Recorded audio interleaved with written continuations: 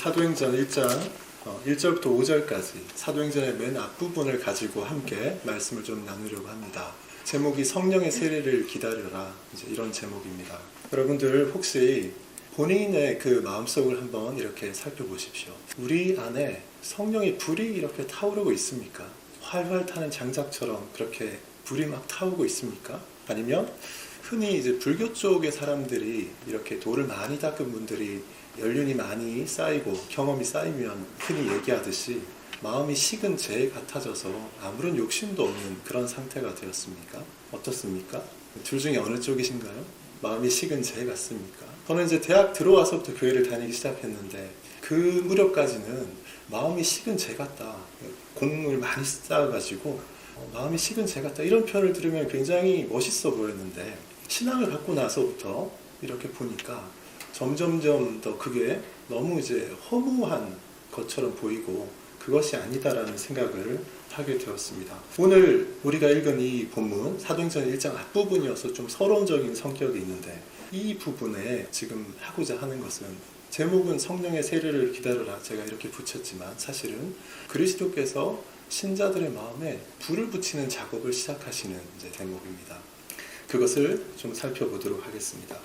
이 사도행전이라는 것은 말 그대로 사도들의 행적을 기록한 것입니다. 사도행전은 예수 그리스도께서 승천하신 이후에 그리스도 없이 그 제자들이 그 보내주신 성령의 힘을 의지해서 예수님께서 사도들에게 뭘 하라고 하셨던 것들, 그 일들, 특히 복음 전파하는 일들을 온 세상에 흩어져 다니면서 하는 일, 이제 그것을 담아놓은 글이지요. 어떤 사람들은 이제 그래서 사도들이 중요한 것이 아니고 그 일을 하는 성령이 더 중요하다 해서 성령행전이라고 부르자, 이런 사람도 있습니다. 그런데 제가 보기에 그것은 적절하지 않습니다. 이 사도행전의 주인공은 어디까지나 사도들입니다. 그것도 사도행전이 시작되기 전에 예수님이 계시던 그 동안에는 아주 겁쟁이였던 그 사람들이 180도 바뀌어가지고 엄청난 기적적인 일들을 일으키는 놀라운 일을 담고 있는 그런 이야기인 것입니다. 이 사도행전을 기록한 저자가 누가인데요. 누가는 그 사도들 중에 한 명은 아닙니다. 이방인으로 알려져 있고 의사였던, 직업이 의사로 알려져 있습니다. 그런데 이 누가라는 사람은 굉장히 치밀한 사람이었던 것 같아요. 사복음서 중에서도 누가복음에 보면 다른 복음서에 나타나지 않은 정확도를 가지고 아주 꼼꼼하게 이렇게 기록을 했는데 누가복음과 사도행전이 모두 이 누가가 기록한 것입니다. 그것은 사도행전, 오늘 우리가 읽은 그 1장의 1절에 보면 그것이 나와 있습니다. 1장 1절에 보면 데오빌로여, 내가 먼저 쓴 글에는 무릇 예수께서 행하시며 가르치기를 시작하신부터 그가 택하신 사도들에게 성령으로 명하시고 승천하신 날까지 이를 기록하였노라, 이렇게 되어 있습니다. 내가 먼저 쓴 글이라는 것이 있잖아요. 그 글이 바로 누가복음입니다. 누가복음 1장 3절에 가서 보면 데오빌로가 여기 나오는 데오빌로가 사도행전 지금 여기에서 말하는 데오빌로하고 같은 인물이라는 것을 알 수가 있습니다. 이 누가라는 사람이 누가복음에서는 예수님에 대한 행적을 잘 남겼고, 그리고 사도행전에서는 예수님의 가르침을 따라서 복음 전파 일을 하는 제자들의 일을 잘 기록했습니다. 한 역사가가 예수님에 대한 일과 그 제자들에 대한 일을 일관성 있게 기록했기 때문에 우리가 아주 신뢰하고 이 이야기를 참조할 수가 있습니다. 이 본문, 오늘 우리가 읽은 이 본문에는 이 앞에서 예수님의 행적을 담은 누가복음하고 그리고 사도행전에서 제자들의 그 일이 담겨있는 이 사도행전하고 두 개를 연결하는, 연결고리가 되는 그런 역할을 하는 본문입니다. 1절과 2절 다시 한번 이제 보겠습니다. 성경을 한번 보십시오. 같이 한번 다시 읽어볼까요? 데오빌로여, 내가 먼저 쓴 글에는 무릇 예수께서 행하시며 가르치시기를 시작하신부터 그가 택하신 사도들에게 성령으로 명하시고 승천하신 날까지의 일을 기록하였노라. 누가복음에서 무엇이 있었는지를 이렇게 되새기고 있습니다. 누가복음 제일 뒷장 24장에 보면 이런 대목이 있습니다. 예수님이 부활하셔가지고 부활하신 이후에 40일 동안 제자들에게 나타나셔서 무엇을 하신 일들, 그리고 승천하신 일들, 거기까지 간략하게 들어 있습니다. 그리고 오늘 우리가 읽은 말씀 중에 3절, 4절, 5절 여기에 보면 아주 중요한 메시지가 이제 들어 있습니다. 그리스도께서 부활하신 후에 승천하시기 전에 그 40일 동안 머무시면서 제자들한테 무엇을 했는지가 거기 나와 있습니다. 아주 개요적으로 아주 간략하게 나와 있지만 이것이 성령 강림으로 가기 전에 그 예수님의 죽음을 당해가지고 침체에 빠져 있었던 그 제자들에게 오셔가지고 그 마음에 불 붙이는 작업을 어떻게 하셨는지 그것이 나와 있는 겁니다. 우리가 성경을 읽을 때 두 가지 관점을 가지고 봐야 되는데요. 하나는 창세기부터 요한계시록까지 아주 거시적인 관점, 그 구원의 역사가 어떻게 흘러가는지를 보는 것이 하나 필요하고, 그 다음에 또 하나는 미시적인 관점이 필요합니다. 그것은 예수 그리스도께서 우리를 위해서 십자가의 희생자사를 통해서 획득한 그 공로를 우리 각 사람들에게 어떻게 적용하느냐, 그래서 우리 각 사람에게서 구원이 어떤 식으로 이루어지는지, 이렇게 미시적인 관점, 두 개의 관점이 있는데, 오늘 우리가 함께 본 부분에서는 특별히 거시적인 관점에서 우리 각 사람의 구원을 위해서 그리스도가 어떤 일을 하셨는지 그 관점에서 3절과 4절과 5절을 좀 보아야만 합니다. 3절, 4절, 5절에는 그리스도의 죽음에 대한 이야기도 있고, 돌아가신 그 예수님이 부활하신 부활의 이야기도 있고, 그리고 성령의 강림을 예고하는 그 이야기 이렇게 있습니다. 예수님의 죽으심과 부활과 승천과 강림은 우리를 구원하는 하나님의 구원의 역사에 있어서 결정적으로 중요한 사건입니다. 이 구도가 우리 속에 있어야 됩니다. 예수님께서 이렇게 구원의 역사를 이루신 것이 우리 각 사람에게 적용이 되어서 우리가 구원을 받게 되는 것입니다. 이 3절과 4절과 5절에서 예수님이 말씀하시고 중요하게 여기셨던 것들을 좀 살펴보겠습니다.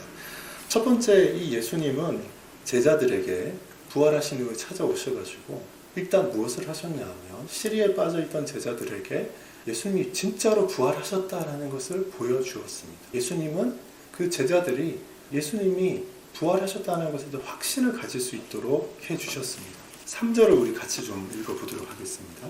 그가 고난받으신 후에 또한 그들에게 확실한 많은 증거로 친히 살아계심을 나타내사 40일 동안 그들에게 보이시며 하나님 나라의 일을 말씀하시니라. 두 가지 지금 어떤 중요한 포인트가 들어있는데, 그 앞부분에 먼저 좀 보겠습니다. 부활 후 40일 동안에 예수님 하시는 일 중에서 우리가 첫 번째로 삼을 수 있는 것은 바로 이겁니다. 확실한 증거로, 그들에게 확실한 많은 증거로 친히 살아계심을 보이시며, 요 일입니다. 고난받으신 후에라고 했습니다. 여기서 고난받으신 후에라는 것은 십자가에 달려 돌아가신 것, 그 사건을 말합니다.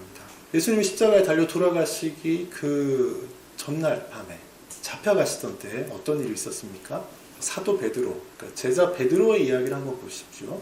예수님이 잡혀서 그 군병들한테 끌려서 대제사장의 집에 이제 갔습니다. 군중들이 막 따라갔습니다. 그 군중들 속에는 제자들도 섞여 있었는데 베드로도 거기 있었습니다. 베드로가 거기 가서 예수님을 아는 체 하지 못하고 이렇게 숨어 있었죠. 그런데 그 군중들 속에서 베드로를 알아본 몇 사람이 이야기를 합니다. 너도 이 사람하고 같은 편 아니냐? 그렇게 세 사람이 연속으로 이렇게 질문하죠. 그때 베드로가 어떻게 대답합니까? 나는 절대 모른다. 절대 모른다. 그렇게 대답을 했습니다. 세 번째, 마지막으로 나는 절대 이 사람을 모른다. 저주하면서 모른다 할 때 닭이 울었습니다. 예수님이 그거 미리 얘기해 주셨죠. 닭 울기 전에 네가 3번 나를 부인할 것이다.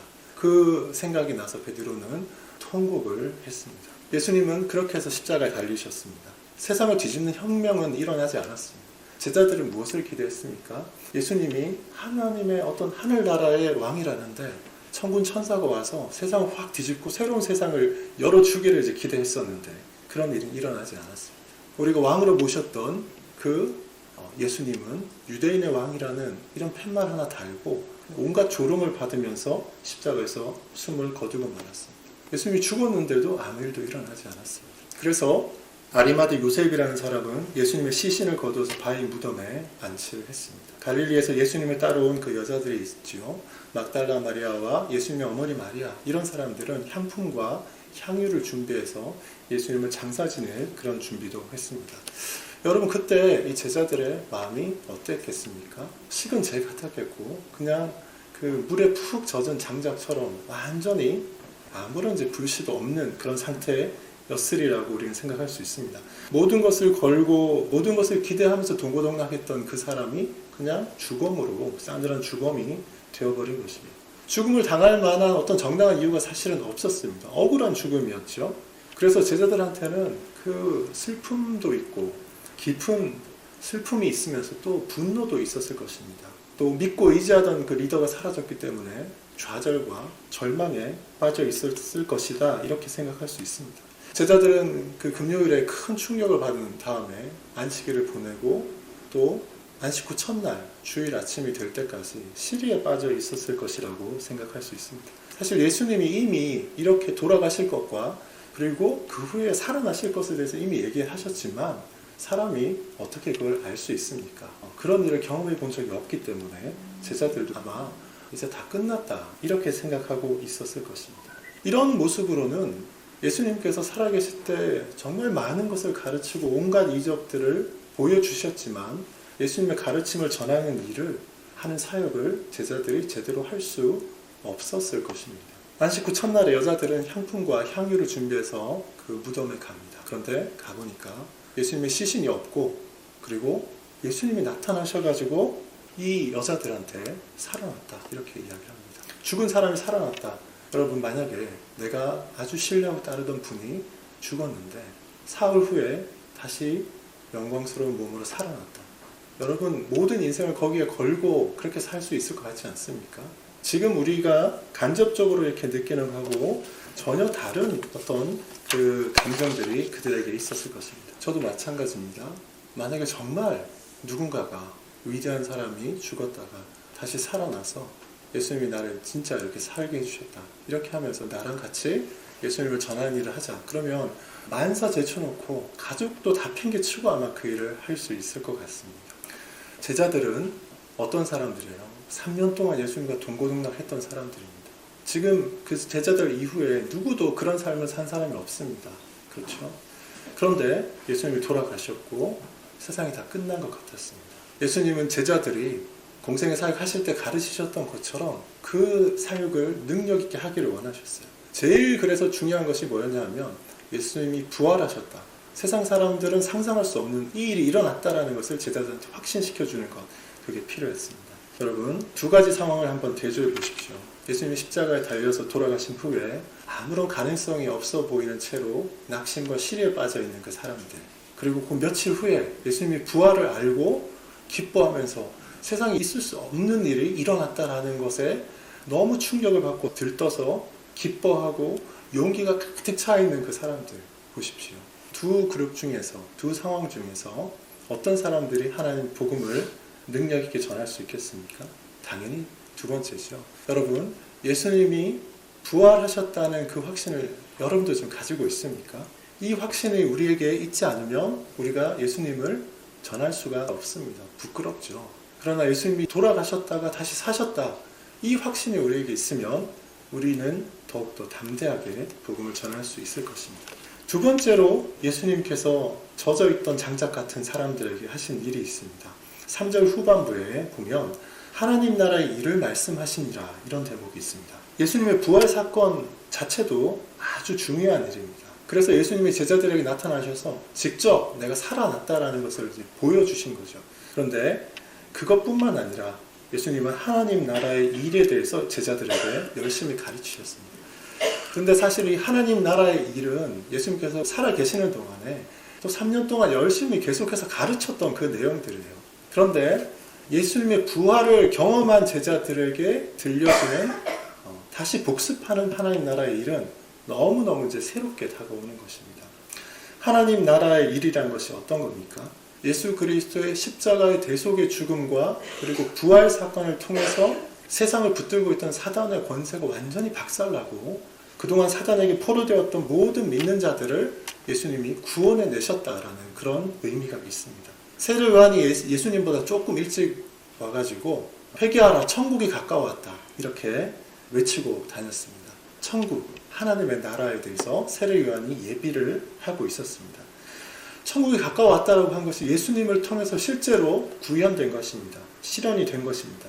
예수 그리스도의 부활로 인해서 이 세상에 하나님의 나라가 본격적으로 시작되었습니다.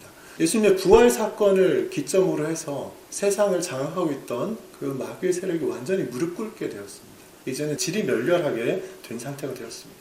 첫 인류인 아담과 하와를 끼워서 죄를 짓게 하고 그 후손들도 죄의 종으로 살도록 했던 그 세력이 다 무너지고 말았습니다. 하나님의 나라는 그 마귀도 생각하지 못한 방식, 그 높은 그리스도께서 비천한 사람의 몸으로 오셔가지고 그리고 십자가에 달려서 돌아가심으로써 인간의 모든 죄값을 청산하는 방식으로, 그리고 그 순종이 너무나 아름답고 가치로웠기 때문에 성부 하나님께서 예수님을 높여서 세상의 모든 것을 통치할 수 있는 통치권을 주시는 것으로 하나님의 나라가 실현이 된 것입니다. 그 놀라운 일이 이 제자들에게 예수님을 통해서 다시 설명되고 있는 것입니다. 내가 십자가에 달려서 기꺼이 죽었던 것은 바로 이것을 위한 것이다. 이렇게 제자들에게 알려주셨던 것이죠. 제자들의 그 마음, 젖어있던 장작 같은 그 제자들의 마음에 예수님이 직접 나타나신 것으로도 이미 불이 붙었지만 하나님 나라의 일, 그리고 조금 더 있으면 성령도 오시고 이 하나님의 나라가 지금은 세상 사는 동안에는 좀 불완전하지만 예수님께서 다시 오실 그때에는 이 세상이 완전해져서 온전한 하나님의 나라를 영원히 누리게 될 것이다. 이런 전망을 제자들에게 알려주신 것이죠. 어떤 그 절실한 경험을 하기 전에 머리로 듣는 것하고 그런 절실한 경험을 하고 난 다음에 다시 공부하는 것하고 차이가 있습니다. 제자들은 이렇게 그리스도의 부활에 대한 확신을 갖게 되었을 뿐만 아니라 그리스도께서 십자가의 그 사역을 통해서 이루신 하나님의 나라가 얼마나 대단한 것인지, 그리고 장래에 도래하게 될 그 하나님의 나라가 얼마나 영광스러운 것인지를 알게 되고 그 나라를 사모하기 시작했던 것입니다. 그런데 예수님은 이 정도로 만족하지 않으셨습니다.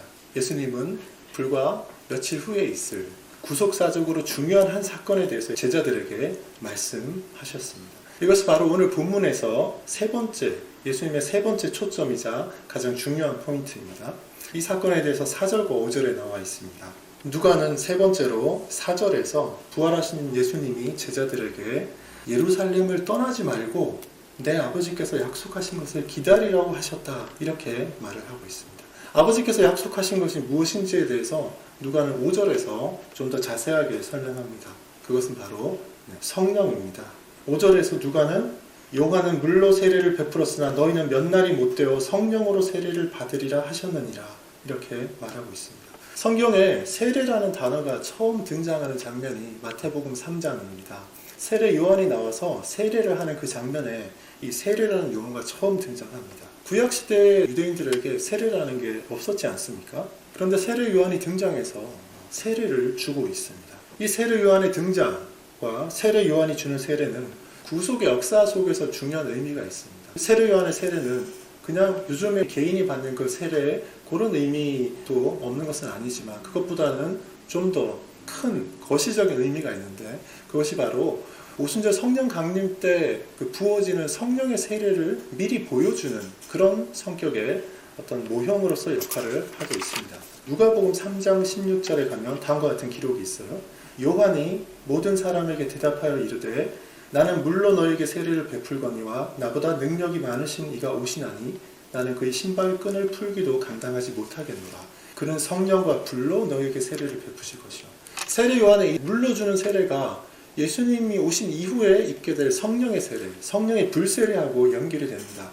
세례 요한은 자신의 사역이 예수 그리스도를 예비하는 것이라고 얘기를 했습니다. 세례 요한의 세례는 성령의 세례와 연결되어 있고 성령의 세례를 예표하는 것이다, 이렇게 볼 수 있습니다. 그래서 누가가 5절에서 이렇게 이야기하는 것입니다. 요한은 물로 세례를 베풀었으나 너희는 몇 날이 못되어 성령으로 세례를 받으리라. 예수님이 요한의 물세례와 장차 있을 성령의 세례를 연결하고 있는 것입니다. 물세례보다 성령의 세례의 능력이 훨씬 더 큽니다. 그리고 이 성령을 받는 것이 너무나도 중요하기 때문에 예수님이 4절에서 예루살렘을 떠나지 말고 아버지께서 약속하신 것을 기다리라, 이렇게 말씀하시는 것입니다. 누가복음 24장 49절, 누가복음 24장 마지막 장에 24장 49절에도 보면 그 같은 대목이 있습니다. 내가 내 아버지께서 약속하신 것을 너희에게 보내리니 너희는 위로부터 능력으로 입혀질 때까지 이 세상에 머물라. 성령의 세례를 능력으로 입혀지는 것으로 그렇게 묘사하고 있습니다. 예수님이 조만간 하늘로 이제 올라가시고 그리스도를 대신해서 세상에 성령이 부어질 것을 말씀을 하신 것입니다. 예수님은 이 성령 세례의 중요성을 오늘 읽은 본문 조금 뒤에 있는 8절에서도 이야기합니다. 우리 8절은 같이 한번 읽어보도록 하겠습니다. 사도행전 1장 8절입니다. 오직 성령이 너희에게 임하시면 너희가 권능을 받고 예루살렘과 온 유대와 사마리아와 땅끝까지 이르러 내 증인이 되리라 하시니, 성령의 세례를 받아야지 권능을 받는다라고 이야기합니다. 그리고 그 권능이 있어야지 예루살렘과 온 유대와 사마리아와 땅끝까지 가는 증인의 삶을 살 수가 있습니다. 성령의 불이 우리 마음 안에 있어야지 증인으로서의 삶을 살 수 있는 것입니다. 겁쟁이였고 의기소침해 있었던 그 제자들의 무리들이 이제 사도행전에 우리가 앞으로 살펴볼 사도행전 뒷부분에 나오게 되는 그 놀라운 역사를 만들어가는 위대한 사람들로 황골탈퇴하는데 그 전기가 무엇입니까? 그 전환의 계기가 바로 성령의 세례를 받는 것이었습니다. 이미 이 제자들은 예수님과 3년 동안 같이 생활하면서 많은 것을 알고 있었습니다.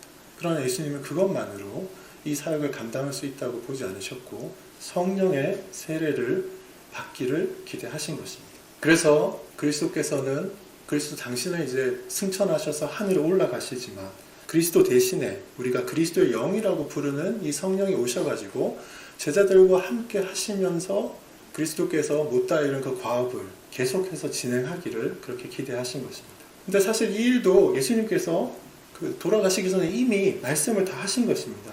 예수님은 잡혀가시기 전에 내가 떠나야지 보혜사가 너에게도 올 것이다, 이런 말씀도 하셨습니다. 요한복음 16장 7절에 그런 대목이 있습니다.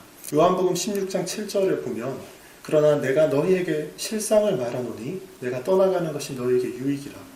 내가 떠나가지 아니하면 보혜사가 너희에게로 오시지 아니할 것이요 가면 내가 그를 너희에게로 보내리니, 이렇게 말씀하십니다. 떠나는 것이 더 유익하다라는 것이죠. 예수님은 몸을 입고 있기 때문에 교제할 수 있는 사람들의 수가 제한적이었습니다. 우리처럼.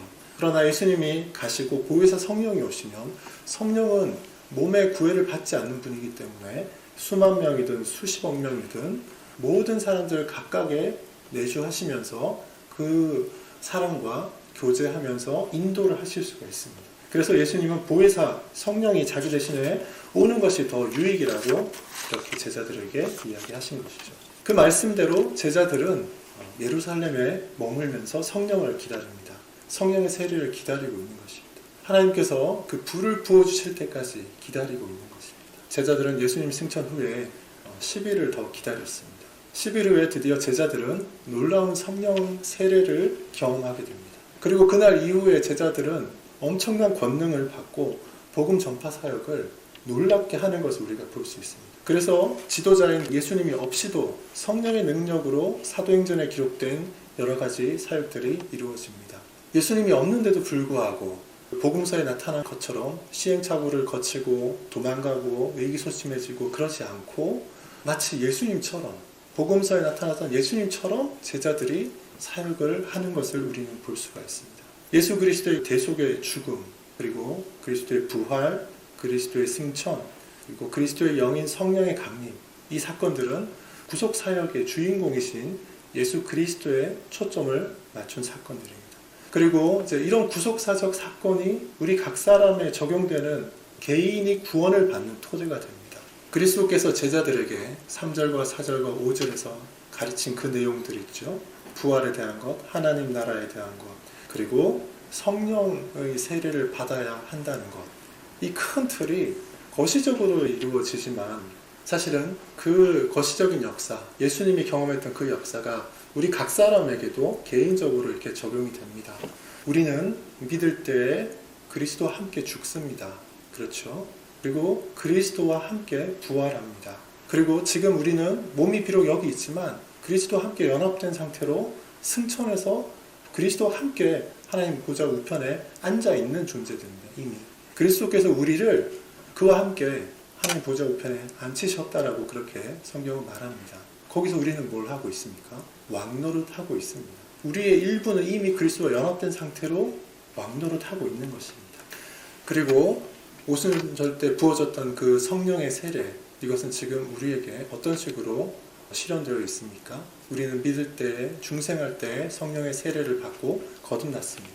그리고 우리는 성령의 충만을 늘 간구하면서 오순절날에 그 사도들이 경험했던 것처럼, 제자들이 경험했던 것처럼 그 권능을 우리도 지금도 경험할 수가 있습니다. 우리는 그때 그 제자들이 확실히 깨닫고 믿었던 것처럼 그리스도의 부활을 확신해야 됩니다. 우리 각 사람은 그리스도의 죽으심과 부활에 함께 참여한 경험을 한 사람들입니다. 두 번째로 우리는 그때 그 제자들이 하나님 나라의 일을 알았던 것처럼 예수님이 하나님 그 보좌 우편에서 통치하는 하나님의 나라가 본격적으로 시작되었다는 것을 알고, 그리고 우리도 거기서 함께 왕노릇하고 있다는 것을 알아야 됩니다. 그것이 우리의 정체성입니다. 세 번째로 우리는 그때 그 제자들이 성령 세례를 받은 것처럼 성령의 세례를 통해서 권능을 받아야 됩니다. 이 성령의 권능이 우리가 세상을 이길 수 있는 유일한 방법입니다. 이것 외에 세상을 이길 수 있는 길이 없습니다. 교회들이 이 방법에 우선순위를 두지 않고 다른 것들 가지고서 세상 사람들이 좋아하는 방식으로 이렇게 접근할 때 영적인 유익에 해당하는 것들은 별로 누리지 못하게 됩니다. 그리고 교회는 점점 힘을 잃게 될 것입니다. 그러므로 더욱더 성령의 충만을 우리가 구해야 되겠습니다. 말씀을 맺고자 합니다. 그리스도의 부활에 대한 확신과 그리스도께서 회복하신 하나님의 나라에 대한 것을 아는 것이 너무나 중요합니다. 그것만으로도 우리의 많은 것이 회복되고 힘을 가질 수 있습니다. 그런데 우리는 이 세상 끝까지 복음이 전파되고 하나님 나라의 통치권이 세상 구석구석까지 미칠 수 있도록 하기 위해서 제자들이 그랬던 것처럼 하나님의 능력을 덧입을 필요가 있습니다. 성령의 능력을 우리가 강구하고 그 성령의 능력을 덧입어 살아야 됩니다. 세상을 사는 것이 만만치 않다고 많은 사람들이 이야기하는데 이것만이 우리가 세상을 이길 수 있는 방법이고, 예수님께서 그 많은 제자들, 젖어있던 장작 같은 사람들에게 불을 붙이기 위해서 예수님이 예고하셨던 단 하나의 가장 결정적인 수단입니다. 이 성령의 임재를 간절히 바라는 저와 여러분이 되시기를 주님의 이름으로 축원합니다.